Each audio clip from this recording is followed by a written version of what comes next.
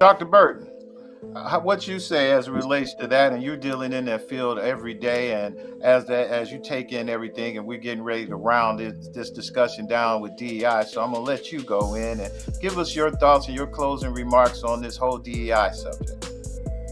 Well, I think for DEI and understanding, the words, and this is what I always say, talking about it, is diversity, equity, and inclusion.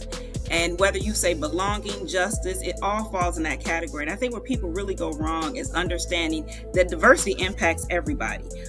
It doesn't matter what your social identities are. We all deal in some aspect of diversity of who we are. We may not want to accept it, we may not want to believe it, and we may not want to acknowledge it. But diversity impacts everybody. It impacts every system that we're in. But when we talk about the anti-DEI legislation, it is specifically aimed at certain populations, specifically that of the Black community, to keep Black folks, and however we want to classify that as Black people, specifically those who are descendants of slaves. But when we think about it, is that it keeps them from progressing. When we think about the Supreme Court decision around race-based neutrality in higher education, when we think about other things that impact, when we think about the state bills, the Senate bills, and the dismantling of diversity, equity, and inclusion offices. And I always go back, we've got to think about where it came from historically, but we got to continue to do the work.